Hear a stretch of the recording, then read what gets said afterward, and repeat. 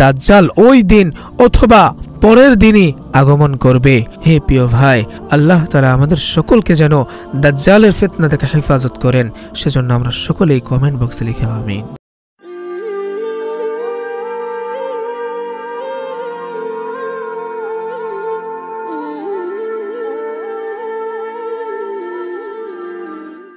আসসালামু আলাইকুম ওয়া রাহমাতুল্লাহ। প্রিয় দিনী ভাই বোনেরা, আশা করি আল্লাহর অশেষ রহমতে আপনারা সকলেই ভালো আছেন।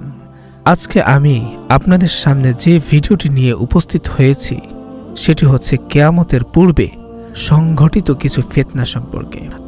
আর ফিতনা খুবই ভয়ঙ্কর একটা জিনিস, যা আমাদের ঈমানকে নষ্ট করতে এক সেকেন্ডও সময় লাগে না।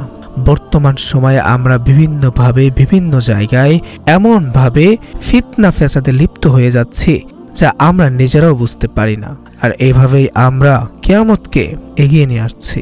তো চলুন কিয়ামত সম্পর্কে এই গুরুত্বপূর্ণ বিষয়গুলো জানা যাক। তবে এই ভিডিওটি শুরু করার আগে আসুন একটু প্রার্থনা করে নেই। হে মহান আল্লাহ, আপনি আমাদের সকলকে কিয়ামতের এই ভয়াবহ ফিতনা থেকে হেফাজত করুন। যারা এই ফিতনা ফাসাদ থেকে হেফাজতে থাকতে চান তারা সকলেই কমেন্ট বক্সে লিখুন আমিন এবং এই ভিডিওটিতে একটি লাইক দিন। দিন প্রচারের স্বার্থে ভিডিওটি শেয়ার করে চ্যানেলটি সাবস্ক্রাইব করে পাশে থাকা বেল আইকনটি বাজিয়ে দিন। তাহলে চলুন শুরু করা যাক, কিভাবে আমরা ফিতনা ফাসাদে লিপ্ত হয়ে কিয়ামতকে এগিয়ে নিয়ে আসছি। হযরত আব্দুল্লাহ ইবনে ওমর রাদিয়াল্লাহু তাআলা আনহু বলেন, একদা রাসূলুল্লাহ সাল্লাল্লাহু আলাইহি সাল্লামের নিকট আমরা সবাই বসা ছিলাম। তখন তিনি ফিতনা সম্পর্কে আলোচনা করছিলেন। এমনকি তিনি বিভিন্ন ফিতনার মধ্যে একটি ফিতনাহে আহলাস সম্পর্কে আলোচনা করলেন। এক ব্যক্তি জিজ্ঞাসা করে বসল, ইয়া রাসূলুল্লাহ, ফিতনায়ে আহলাস কি? তিনি বললেন, ফিতনায়ে আহলাস হচ্ছে এমন একটি ফিতনা যা পরস্পরের মধ্যে এমন শত্রুতা দেখা দেবে যে একে অন্য হতে পালায়ন করতে থাকবে এবং পরস্পর চিন্তায় লিপ্ত হতে থাকবে। অতঃপর দেখা দিবে ফিতনাতুস সাররাহ, অর্থাৎ ধন সম্পদের পরিচর্যার কারণে বিলাসিতায় লিপ্ত হতে থাকবে। উক্ত ফিতনার ধোঁয়া আমার পরিবারের মধ্য থেকে এক ব্যক্তির পায়ের নিচ হতে বের হবে, অর্থাৎ সেই ব্যক্তি উক্ত ফিতনার নায়ক হবে।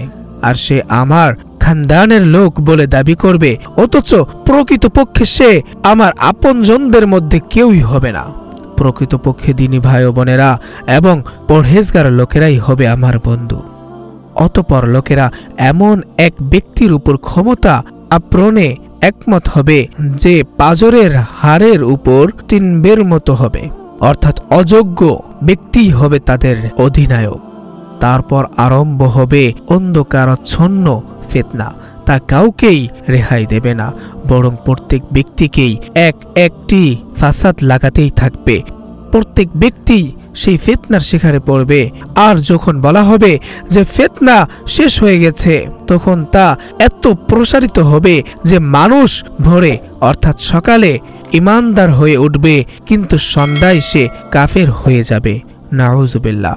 অবশেষে সকল মানুষ দুটি দলে বিভক্ত হয়ে যাবে। একদল হবে ঈমানদারের, যাদের মধ্যে কোনো মুনাফিকই থাকবে না, আর অপর দল হবে মুনাফিকের, যাদের মধ্যে কোনো ঈমানদারি থাকবে না। এভাবেই যখন পৃথিবীর অবস্থা এ পর্যায়ে পৌঁছে যাবে, তখন তোমরা দাজ্জালের আগমনের অপেক্ষা করো। দাজ্জাল ওই দিন অথবা পরের দিনই আগমন করবে। হে প্রিয় ভাই, আল্লাহ তাআলা আমাদের সকলকে যেন দাজ্জালের ফিতনা থেকে হেফাজত করেন, সেজন্য আমরা সকলেই কমেন্ট বক্সে লিখে আমিন।